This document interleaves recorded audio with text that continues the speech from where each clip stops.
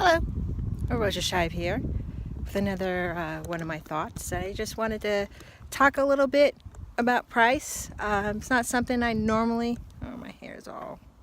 How did that happen? Monday. So, yeah, I normally don't talk about price. It's not my particular interest. I'm not a trader. I'm not a financial advisor. I'm a very much enthusiast. Wouldn't say a hobbyist, but very much enthusiast. You know, some charts have Bitcoin at 10K. When you get into the whole arbitration, I haven't hit that over the weekend, even today. You know, I believe not GDAX, the Facebook Twins exchange, and I'm blanking on their exchange right now. It's early Monday morning. Typically has the price up to about 200 higher than everybody else. So it's at the time of the recording, it's 9,600. So they're about around 9,800, 750, I think, when I checked on it. And then logo Bitcoin, you know, it fluctuates there. So, and God knows what is going on in Zimbabwe, and we'll talk about Zimbabwe and what I feel about a bit of a vulturist. We'll talk about Zimbabwe at some point, but yeah, 10K. That's a significant gain. It's a significant milestone or moment in Bitcoin. I know there's a lot of FUD, which is fear, uncertainty, and doubt, and it has to do with this new money, investors coming in. Haven't fully read up on it, but if you watch Ken Bozak, and I'll link below in the show notes, a great YouTuber, he broke down the fact, and he's been talking about it off and on for I think about a week now, how Coinbase has this third company in which institutional investors, you know, the big daddies of the space of financial world, if you will, you have to have $10 million to invest into this new company. You have to put down a $100,000 fee to set up your account, and allows you to purchase and buy Bitcoin, and they will be the custodians of it. So basically they'll be your bank for Bitcoin. Yeah.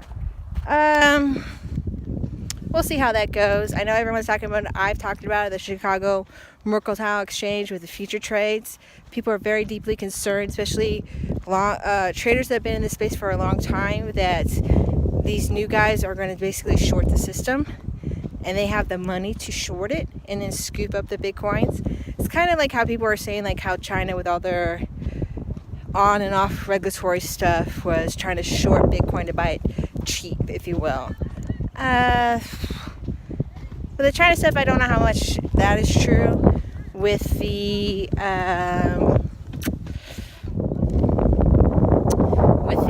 Chicago Mercantile Exchange, I think there's some truth to it. I mean, I don't think this particular form of FUD is irrational. I think it's based on some substantive, factual history when it comes to the financial institutions and trends and actual real number stuff. I'm not sure that these guys have, I know they have a lot of capital, but Bitcoin is something different. It's a entirely different beast. I know there's a lot of manipulation, and the whales that we have been doing so for a long time. These guys, these Chicago Mercantile Exchange players and these other institutional players are coming into the space. Even with Coinbase, with a direct buy, even though not every banking system allows you to directly buy like Litecoin, Bitcoin, or Ethereum through them, has significantly helped with the price, buying directly from your bank. But I don't know if they're going to have the same swing. Maybe they can do maybe 500,000, but then a lot of other people are just going to come in and buy. I don't think they're going to have the kind of shorting power they might have in other marketplaces. I just don't see that, but who knows? Some people think, and we haven't quite consistently hit 10,000, that there's going to be a lot of people selling off, cashing in. There's some of it. I think people are just still holding quite a bit, maybe selling a little bit, but not that much, really. There's still significant liquidity in the market, but that's ever increasing, shrinking. especially if you factor in, lost Bitcoin, Bitcoin that just hasn't moved from the beginning, like Satoshi Nakamoto's Bitcoin, Bitcoin that is really tied up to exchanges, so they're not really out in the market because they're custodials of other people's Bitcoin. There's not that much Bitcoin really out in the marketplace. So, and there's only going to be 21 million. So there's that. The rarity, the demand, supply and demand, that whole system at work. It makes the system work. It really does. What else? What was I talking about? Oh, I released a video about, talking about how do we make adoption easier for users. I talked about, and I'll have the link of it right here, the little eye there. Yeah. Where you can, just talking about, because Bitcoin has 8 denominational points, just talking about how we could name the different denominational points and make it easier, and thinking about making it easier for adoption when we're talking about Bitcoin, because no one's going to own a whole Bitcoin. Much of the monetary movement, like the spending movement, the investment movement, the usage of Bitcoin will take place within those 8 decimal points. I think you're going to see an increasingly rareness of using one whole Bitcoin for something, unless you're buying something major piece of property or a significant major investment. I don't think you're going to see, just because of the fiat value and not necessarily the Bitcoin value of Bitcoin, I don't think you're necessarily going to see one Bitcoin being parted so easily. Fractional amounts, yes. But one Bitcoin, I think it's going to be harder and harder to obtain, really. So I talk about that, the breakdown, to make it easier for people to understand. The next video, I talk about what is money. It's a part of a series for this week. The third video, I talk about John Nash. I read his lecture that he gives about the ideal of money, which had an influence on the creation of Bitcoin and this cryptocurrency space.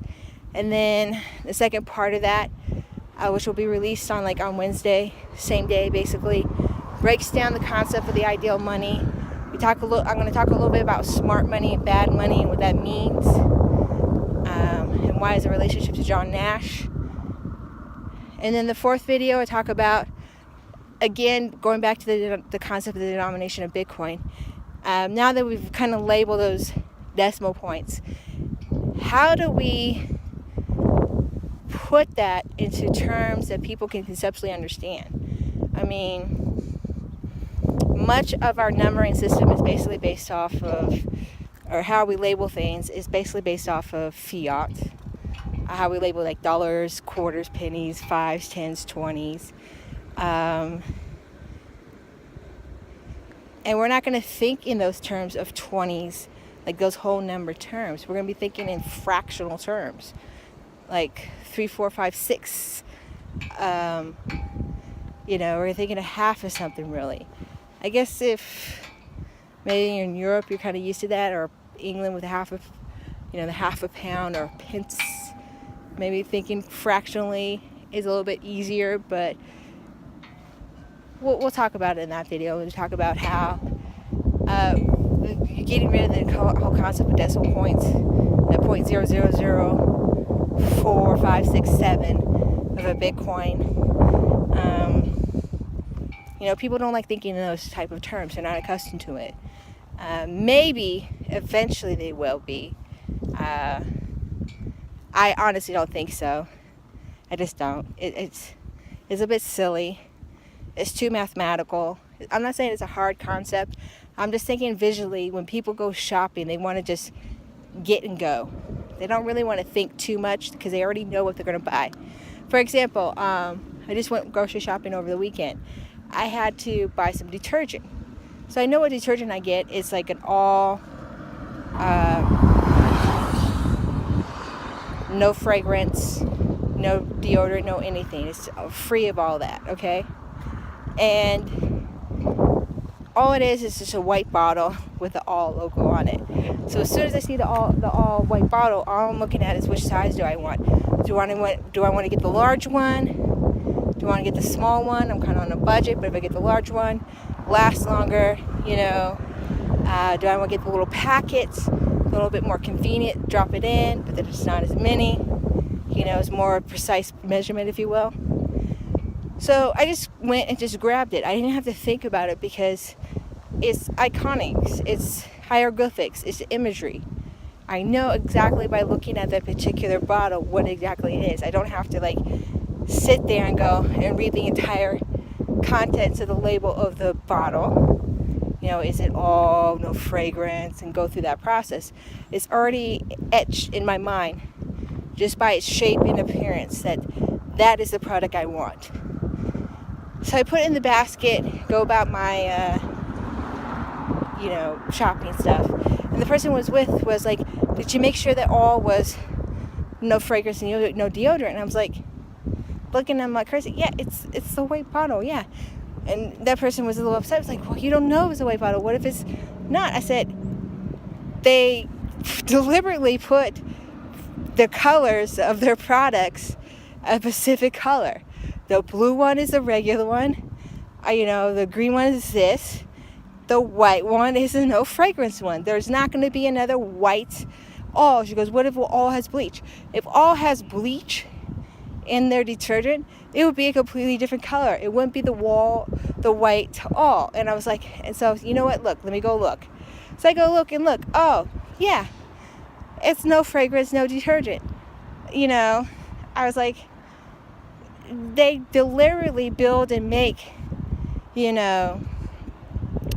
these products so identifiable that you don't really have to think much about it, really. And that has to do with the same thing with pricing. There's a reason, I talked about it in a video previous, that 9 is the end of a lot of our particular sales, if you will, or pricing. There's a certain concept, a psychological concept that's been embedded when people think of money. Now we have a new money system. It's 8 decimal points. It's a little different. It's very fractional. You're not going to really think in whole terms of it. You're not going to think of 5 Bitcoin, 10 Bitcoin, 25 Bitcoin. You're going to think of 0.000008923 of a Bitcoin. And how do you break that in terms that people don't really have to? They understand the value immediately. They know what they're spending, but they don't have to go and do like that meme with all the numbers. I think that might be the show art. And think about the pricing, the value of what they're spending. So that's it. That's all I have to say really about that. That's about that particular episode.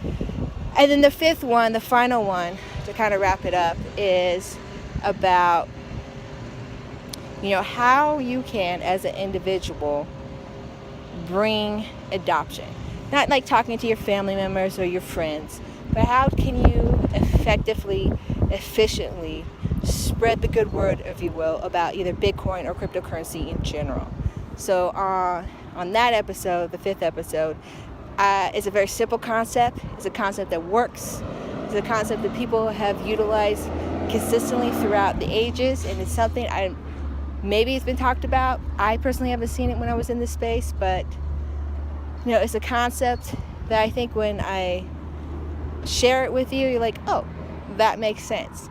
And it's something very easy, very simple, not expensive, and very effective in spreading the good word, if you will, of Bitcoin. So that's it. Those are my thoughts, my sharing of what I'm putting out this week. I hope you enjoy the content. Share, like, subscribe, and as always, until next time, to the moon.